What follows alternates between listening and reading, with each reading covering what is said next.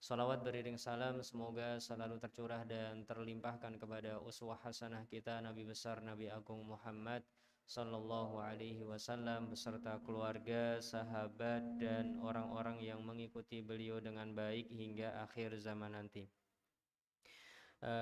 Jamaah rahimani wa rahimakumullah.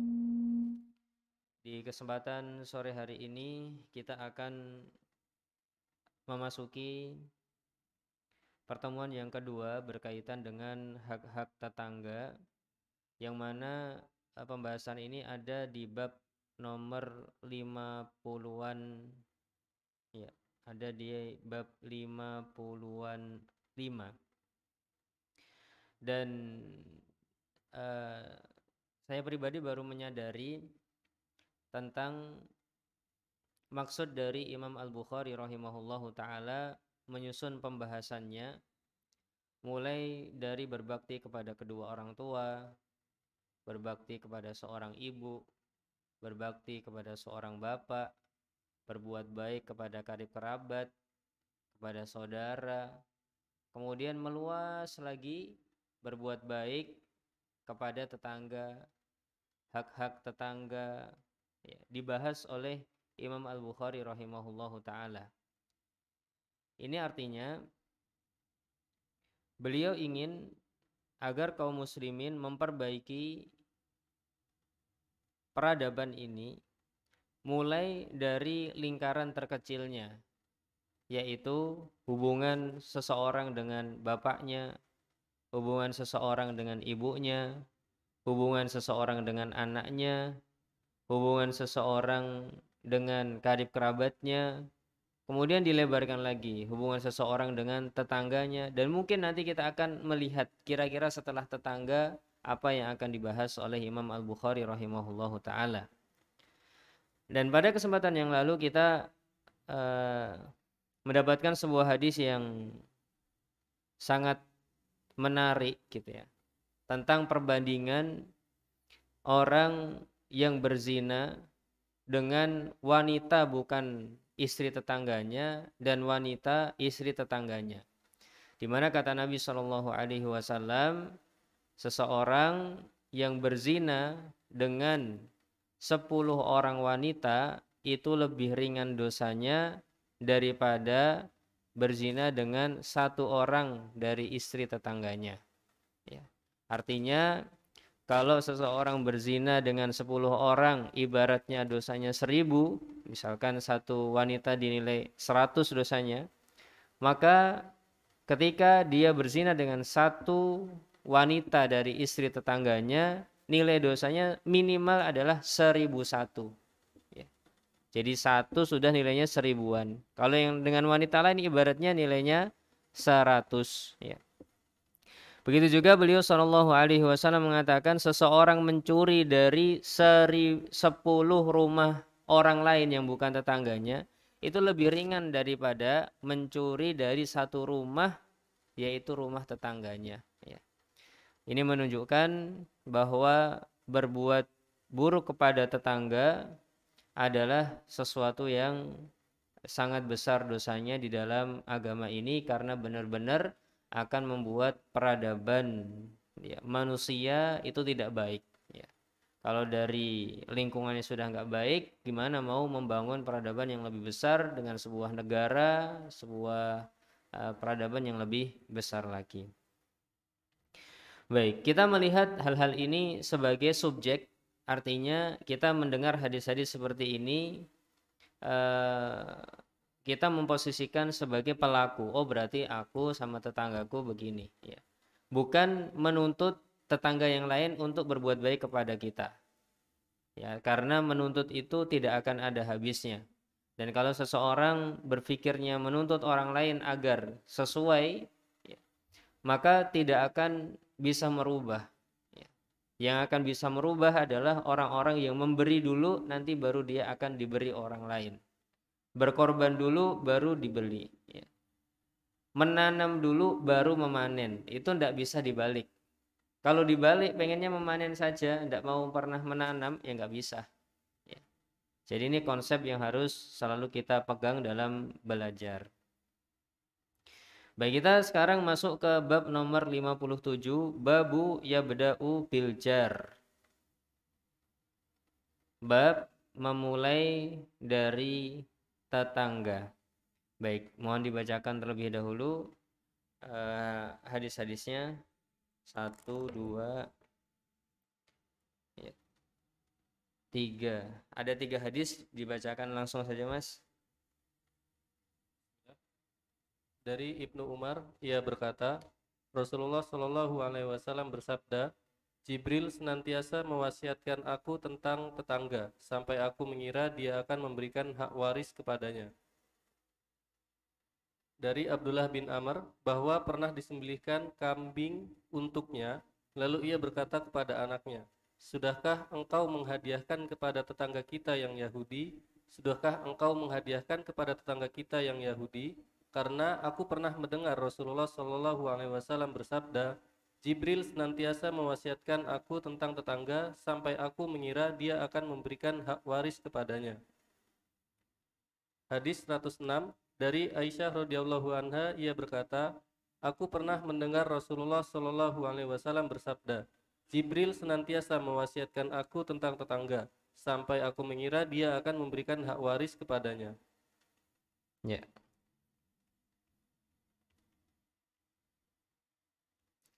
Baik, sahabat muslim, pendengar radio muslim rahimani wa rahimakumullah. Bab yabda bil jar, memulai dari tetangga. Tentunya setelah hak-hak orang tua, anak, karib kerabat ditunaikan terlebih dahulu. Jangan sampai juga seseorang mementingkan tetangganya namun menelantarkan hak-hak keluarganya. Itu juga tidak baik. Jadi semuanya harus ada skala prioritas. Nah, apabila hak-hak yang orang yang lebih dekat sudah ditunaikan, maka selanjutnya adalah menunaikan hak tetangga. Di sini disebutkan 3 hadis. Hadis pertama dari Ibnu Umar radhiyallahu anhuma, di mana beliau mendapatkan hadis dari Nabi Shallallahu alaihi wasallam yang menyatakan Jibril terus mewasiatkanku dengan tetangga sampai-sampai aku menyangka tetangga itu akan mendapatkan bagian warisan, ya, sampai dikira seperti itu. Baik, kemudian yang lebih menarik lagi adalah hadisnya Abdullah bin Amr bin As ketika beliau menyembelih kambing sudah dimasak, maka beliau bertanya kepada anaknya, tetangga kita yang Yahudi sudah dikasih belum? Ya. Nah, yang menarik di sini Bapak Ibu yang dimuliakan Allah Subhanahu wa taala adalah tetangganya ini orang Yahudi, bukan orang Islam. Dan ternyata Islam adil terhadap kemasyarakatan. Artinya tidak pilih kasih. Kalau dia memang tetangga, dia punya hak ketetanggaan. Jadi kemarin kita sebutkan juga bahwasannya yang namanya tetangga itu terbagi menjadi 3. Tetangga yang merupakan kerabat dan agamanya Islam. Maka dia punya 3 hak. 1, hak sebagai karib kerabat. 2, hak sebagai seorang muslim. 3, hak sebagai seorang tetangga. Kemudian kelompok tetangga yang kedua adalah bukan karib kerabat, tapi dia seorang muslim dan rumahnya dekat dengan rumah kita. Artinya dia tetangga yang muslim. Dia punya 2 hak. Haknya apa? Hak sebagai seorang muslim. Yang kedua, hak sebagai seorang tetangga. Kemudian ada kelompok yang ketiga, yaitu tetangga kita yang bukan karib kerabat, bukan juga seorang muslim. Dia beragama non-muslim. Di dalam agama Islam punya hak juga. Ya. Mereka punya hak juga. Kalau sebagai karib kerabat, ya berarti harus disambung lebih dekat lagi. Kalau sebagai seorang muslim, kalau nanti wafat ya harus menyolatkan, ya, kemudian mengantarkan jenazahnya, sakit mungkin yang mengunjungi, ya, mengucapkan salam dan yang semisalnya. Hak-hak sebagai seorang muslim perlu diperhatikan. Sedangkan hak sebagai seorang tetangga, kalau dia bukan seorang muslim, setidaknya ya, tidak mendapatkan gangguan kita. Kalau kita masak, kadang diberi, sebagaimana sabda Nabi SAW yang lainnya, la tahqiranna minal ma'rufi syai'an, jangan kamu remehkan kebaikan sedikit pun. Ya. Apabila kamu masak suatu makanan, perbanyaklah kuahnya, kata Nabi SAW. Kemudian bagi-bagi sama tetangga. Itu wasiat atau salah satu wasiat Nabi kepada sahabat Abu Dzar Al-Ghifari radhiyallahu anhu. Ya, ini hadisnya Abdullah bin Amr bin As tentang menghadiahkan masakan kambing kepada tetangga yang Yahudi. Kemudian hadis nomor 3 adalah hadis dari Ibunda Aisyah radhiyallahu anha berkaitan dengan wasiat kepada tetangga sebagaimana hadisnya Ibnu Umar radhiyallahu anhuma. Baik, kita lanjutkan lagi ke bagian berikutnya. Kira-kira ada berapa hadis? Ya, 1, 2. Ada 2 hadis, kita baca sekalian juga, Mas. Bismillah. Hadis nomor 107. Dari Aisyah, ia berkata, aku berkata, wahai Rasulullah, sesungguhnya aku memiliki 2 tetangga. Kepada siapakah aku harus memberi hadiah? Beliau bersabda, kepada tetangga yang paling dekat pintunya dari kamu. Hadis nomor 108. Dari Aisyah radhiyallahu anha, ia berkata, aku berkata, wahai Rasulullah, sesungguhnya aku memiliki 2 tetangga. Kepada siapakah aku harus memberi hadiah? Beliau bersabda, kepada tetangga yang paling dekat pintunya dari kamu. Baik. Hadis nomor 107 dan 108 ini berkaitan dengan menghadiahkan sesuatu kepada tetangga apabila kita tidak bisa memberi lebih dari 1 tetangga. Jadi hanya bisa memberi 1 saja, tidak bisa memberi 2 rumah. Ya. Masa ternyata sayur kita hanya bisa semangkok untuk kita, semangkok lagi untuk dihadiahkan. Ya. Terus tetangganya banyak, ada 10 rumah yang mengitari rumah kita. Kira-kira tetangga yang mana yang paling berhak untuk didahulukan kalau seperti ini? Ya kalau masa kita banyak, uang kita banyak, ya, kemudian bisa memberi kepada semuanya, ya tentunya ini lebih utama. Tapi kalau hanya bisa 1, gimana ini? Prioritasnya yang mana? Ya. Maka di sini ada hadis dari Ibunda Aisyah radhiyallahu anha di mana beliau bertanya, innali jaraini, aku punya 2 tetangga, fa ila ayyuhuma uhdi, kepada siapa aku memberi hadiah, ya, siapa yang harus didahulukan? Maka kata Nabi SAW, ila aqrabihima minki baban, kepada tetangga yang pintunya lebih dekat daripada pintumu. Ya. Baik, kenapa kok seperti ini ya? Karena biasanya tetangga yang lebih dekat pintunya sering bertatap muka, sering berinteraksi, atau juga mungkin sering bertemu. Ya. Jadi ini adalah ilmu tentang prioritas tetangga mana yang hendaknya kita dahulukan apabila tidak bisa memberi kepada banyak tetangga. Baik, kemudian yang berikutnya ada 2 hadis juga, babu al-adna fal adna minal jiron, yang terdekat terlebih dahulu, yang terdekat lebih dahulu. Artinya yang terdekat yang diprioritaskan. Baik, bisa dibacakan Mas. Bismillah. Bismillah. Hadis nomor 109. Dari Al-Hasan bahwasanya ia pernah ditanya mengenai batasan tetangga. Beliau menjawab, 40 rumah dari arah depan rumahnya, 40 rumah dari arah belakangnya, 40 rumah dari samping kanannya, dan 40 rumah dari samping kirinya. Selanjutnya yang kedua. Hadis nomor 110. Aku pernah mendengar Abu Hurairah berkata, seseorang tidak boleh mengutamakan tetangga yang jauh sebelum tetangga yang dekat. namun hendaklah ia memulai dengan tetangga yang dekat sebelum tetangga yang jauh. Baik. Ya. Hadis nomor 109, 110 juga masih sama berkaitan dengan prioritas. Mana yang harus kita prioritaskan dari para tetangga. Kalau pertanyaannya mana yang harus kita prioritaskan? Tetangga apa keluarga kita? Jawabnya keluarga kita. Ya. Mana yang harus kita prioritaskan? Karib kerabat kita apa bapak ibu kita? Jawabannya bapak ibu kita. Ya. Jadi semakin dekat itu yang diprioritaskan. Ya.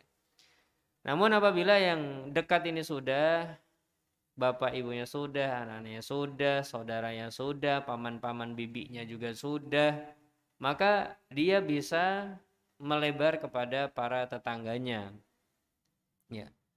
Terus di hadis nomor 109 110 ini kita mendapatkan pengetahuan tentang batas tetangga atau yang disebut tetangga itu seperti apa? Apakah misalkan ini rumah kita, kemudian ring satunya itu yang disebut tetangga, ataukah sampai menjauh sampai 40 rumah, ya ke atas atau ke utara 40 rumah, ke selatan 40 rumah, ke timur 40 rumah, ke barat 40 rumah. Jadi kalau dihitung-hitung setidaknya ada 160 kakak di sini. Ya. 160 kakak disebut sebagai tetangga. Ke arah baratnya 40 rumah, ke arah timurnya 40 rumah, ke arah baratnya 40 rumah, mana lagi ke utara, ke selatan juga 40 rumah. Baik, itu disebut tetangga. Kemudian di sini juga ada hadis dari Abu Hurairah radhiyallahu anhu, di mana dari ke-40 rumah itu harus ada yang diprioritaskan. Ya, Abu Hurairah mengatakan, berarti ini hadisnya mauquf.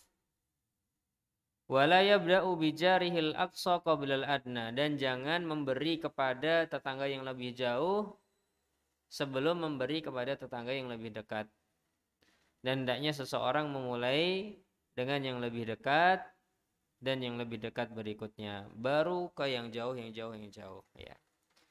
Baik. Jadi kalau misalkan di sini ada 40 rumah, mana yang harus diprioritaskan? Jawabannya yang ada di ring pertama. Misalkan ada 4 rumah, kita bisa memberi makanan ataupun hadiah kepada 4 rumah. Ya sudah, 4 rumah yang diprioritaskan dari tetangga, gitu ya.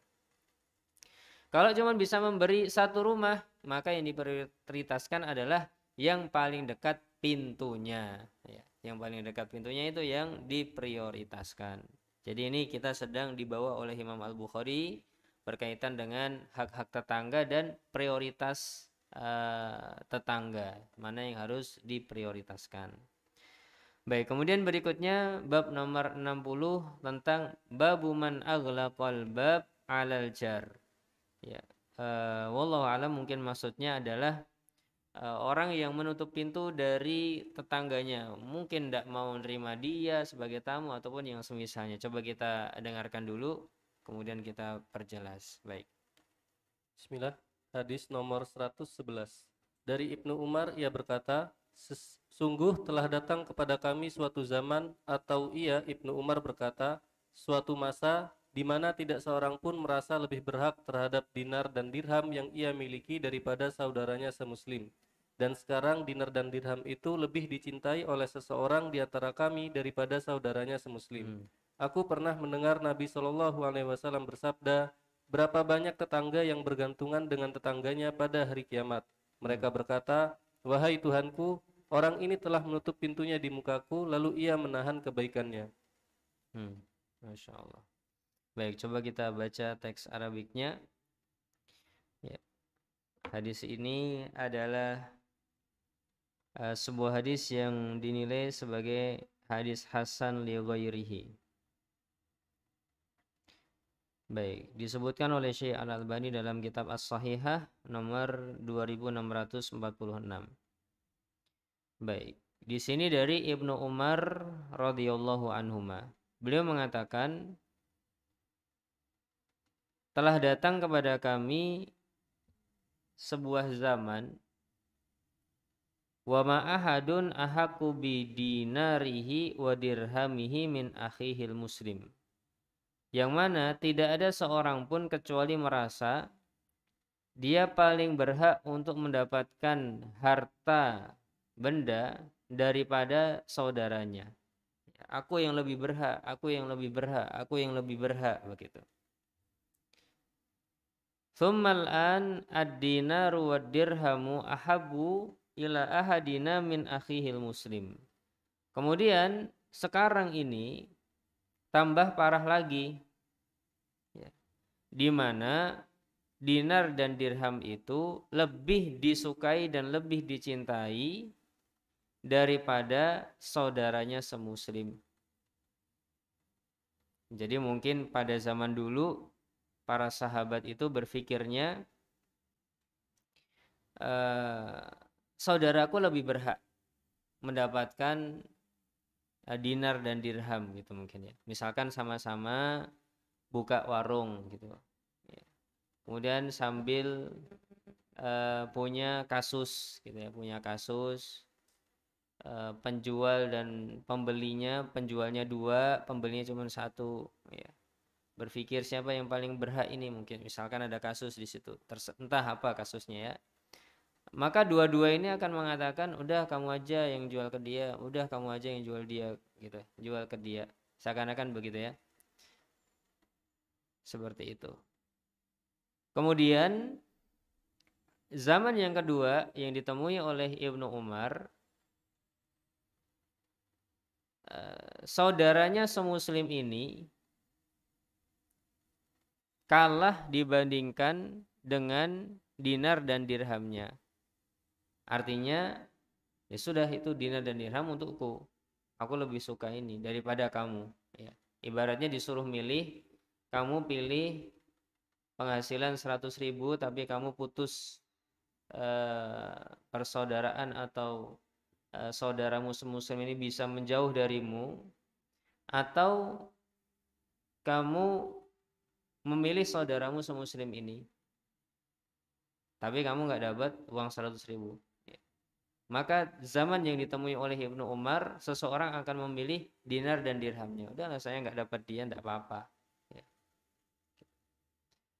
Nah, beliau kemudian membawakan sebuah hadis, kam min jarin muta'allikin bijarihi yaumal qiyamah.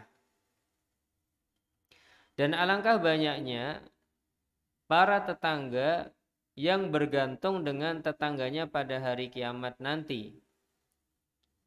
Dia mengatakan, ya Rabbi, wahai Rabbku, hadza aghlaqa babahu duni famana'a ma'rufahu. Ya Allah, ini orang dulu di dunia menutup pintunya dariku, ya, sehingga dia tidak memberikan hal-hal baik kepadaku. Wallahu ta'ala alam bisawab. Ya. Ini kejadian pada hari kiamat nanti apabila seseorang tidak berbuat baik kepada tetangganya. Jadi ini bukan, bisa jadi tetangganya itu ya yang nutup pintu masih berbuat baik, atau setidaknya tidak menzalimi gitu ya, namun tidak mau berinteraksi ataupun kadang nggak mau memberi makanannya, minumannya dan yang semisalnya ya. Baik, famana'a ma'rufahu. Na'udzubillahi min dzalik. Semoga kita dijauhkan oleh Allah Subhanahu wa taala dari keadaan-keadaan seperti ini. Baik, kemudian bab nomor 61, babu la yashba'u duna jarihi. Bab tentang tidak kenyang kecuali ngajak tetangganya untuk kenyang. Masya Allah. Ya, bisa dibacakan Mas. Hadis 112 dari Abdullah bin Al-Musawir, ia berkata, aku pernah mendengar Ibnu Abbas memberitahukan Ibnu Az-Zubair, di mana ia berkata, aku pernah mendengar Nabi Shallallahu Alaihi Wasallam bersabda, bukanlah seorang mukmin jika ia merasa kenyang sementara tetangganya dalam keadaan lapar. Ya, Masya Allah. Baik, di sini ilmu sosial kita perlu ditingkatkan ya, sahabat muslim, pendengar radio muslim, ya, jamaah semuanya. Ini memang ilmu sosial dengan tingkat yang tinggi. Seseorang yang kurang cerdas dalam ilmu sosialnya, ya, kurang pandai di dalam kecerdasan interpersonalnya, ya, akan susah seperti ini. Tapi bagi orang-orang yang cerdas dalam ilmu sosialnya serta kecerdasan interpersonalnya, insya Allah ini masih mudah, ya. Di mana empati mereka itu tinggi. Ya, orang-orang yang berempati tinggi, mereka memikirkan orang-orang yang tidak serumah dengannya kadang, ya. Ya, orang yang susah menjadi perhatian mereka. Nah, sangat cocok sekali hal ini bagi orang-orang yang sosial, ya, bisa menjadi harapan besar, ya. Ini adalah amalan-amalan yang dimudahkan untuk mereka. Dan ini juga menjadi perjuangan dan jihad bagi orang-orang yang memiliki atau tidak memiliki kecerdasan interpersonal atau tidak pandai dalam ilmu sosialnya. Ya, bisa menjadi ladang jihadnya. Oh, berarti ini aku harus mengalahkan jiwaku ke arah ini, gitu ya. Baik. Ya, di sini disebutkan bahwasanya Nabi SAW bersabda, laisal mu'minul ladzi yashba'u wa jaruhu ja'iun. Bukanlah disebut sebagai seorang mukmin apabila dia kenyang tapi tetangganya lapar, ya. Dia makan nasi uduk hari ini, tetangganya belum makan nasi apapun 3 hari. Ya, itu dipikirkan sama seorang yang beriman, ya. Baik, namun juga para tetangga juga perlu untuk menghargai makanan-makanan yang diberikan tetangganya. Bisa jadi tetangganya ini empatinya tinggi, tapi uangnya nggak banyak, sehingga memberinya juga sekedarnya saja, ya. Dia mungkin makannya ya hanya angkringan, gitu ya. Kemudian memberi kepada tetangganya juga angkringan. Pas diberi ya jangan mengatakan, wah aku nggak seneng angkringan, aku sukanya ini ayam goreng misalnya. Ya, jadi masalah nanti. Ya, jadi yang memberi berusaha untuk berempati, yang menerima pun juga harus menghormati. Kemudian makanan yang diberikan juga harus dihormati juga. Karena pada zaman sekarang banyak orang diberi makanan namun dibuang. Ya, nasinya dibuang, bahkan kadang lauknya dibuang, dan ini mudah sekali kita dapati terutama saat bulan Ramadan. Ketika ada banyak nasi, ketika ada banyak makanan di tempat sampah, kita dapati nasi-nasi masih banyak, ya. Tentunya ini adalah sesuatu yang perlu kita perhatikan. Semuanya perhatian dengan kewajiban dirinya sendiri. Baik, kemudian kita masuk ke dalam bab berikutnya, yaitu bab nomor 62, dan di sini ada 2 hadis. Mohon bisa dibacakan terlebih dahulu, Mas. Hadis nomor 113 dari Abu Dzar, ia berkata, kekasihku Rasulullah Shallallahu Alaihi Wasallam mewasiatkanku dengan 3 perkara. Dengar dan taatilah umara atau para pemimpin, sekalipun kepada budak yang terpotong anggota tubuhnya. Jika engkau memasak sayur, maka perbanyaklah kuahnya, kemudian lihatlah keluarga dari tetanggamu, lalu berilah mereka dengan baik. Dan sholatlah tepat pada waktunya. Apabila engkau mendapatkan imam telah sholat, maka engkau telah memelihara sholatmu, dan jika tidak, maka ia sholat yang kamu lakukan bersama imam terhitung sebagai sholat sunnah. Baik, yang kedua sekalian. Hadis 114 dari Abu Dzar, ia berkata, Nabi Shallallahu Alaihi Wasallam bersabda, wahai Abu Dzar, jika engkau memasak sayur, maka perbanyaklah kuahnya dan sisihkanlah untuk tetanggamu, atau bagikanlah kepada tetanggamu. Baik, di sini dua-duanya adalah sahabat Abu Dzar radhiyallahu anhu, berkaitan dengan wasiat Nabi kepada beliau. Ya, di bab nomor 62 ini Imam Al-Bukhari menamai babnya dengan babu yuksiruma al-marok fa yuksimu atau fa yaksimu fil jiron. Bab agar seseorang memperbanyak air dari masakannya kemudian dibagi kepada tetangganya. Nah, sahabat Abu Dzar radhiyallahu anhu mendapatkan wasiat dari Nabi Shallallahu alaihi wasallam yang mana wallahu a'lam bishawab, mungkin ilmu sosial beliau ya, dari sisi ini ya. Wallahu alam, saya belum bisa memastikan apakah ilmu sosial beliau tinggi ataupun rendah.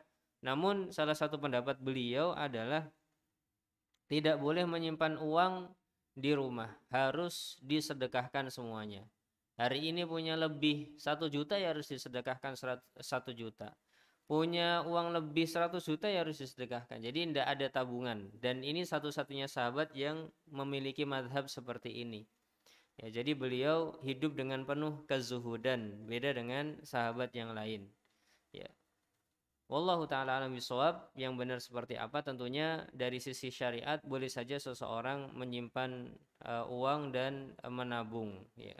Karena hadis-hadis yang lainnya Nabi terkadang memberi makanan untuk istri-istri beliau selama 1 tahun. Ya, kadang juga ada sahabat-sahabat yang menyimpan uang yang cukup banyak. Tapi pendapatnya sahabat Abu Dzar tidak boleh menyimpan uang, semuanya harus disedekahkan. Ya, wallahu alam ilmu sosial beliau seberapa. Namun terkadang Nabi juga mengingatkan beliau tentang jangan menjadi pemimpin ya. Karena beliau dipandang Nabi sebagai seorang yang lemah. Ya. Wallahu alam di sini perlu kita teliti lebih lanjut berkaitan dengan ilmu sosial beliau. Nah, di sini beliau diingatkan asmi atau asma'u wa uti'u walau li 'abdin mujadda'il atrofi. Aku diberikan wasiat oleh Rasulullah Shallallahu alaihi wasallam agar taat kepada pemimpin meskipun pemimpinku itu adalah seorang hamba sahaya yang sebenarnya tidak berhak menjadi pemimpin, plus ya, ada bagian-bagian tubuhnya yang putus atau patah ya. Jadi nggak pantas sekali jadi pemimpin ini. Dari tubuhnya aja sudah nggak sempurna, dia seorang budak lagi, bukan orang merdeka tadinya. Tapi diminta agar didengar dan ditaati. Kemudian wa idza sana'ta maraqatan fa'aksir ma'aha, dan apabila kamu memasak makanan yang berkuah, maka perbanyaklah kuahnya wahai Abu Dzar. Tsumma anzur ahla baitin min jironika, kemudian coba kamu lihat siapa tetangga yang paling berhak mendapatkan masakanmu itu, yang paling butuh ya. Kalau udah nggak butuh ya sudah, orang nggak butuh itu diberi malah nggak terima kasih ya. Baik, fa'asibhum minhu bima'rufin, ya, berikan kepada tetanggamu tersebut.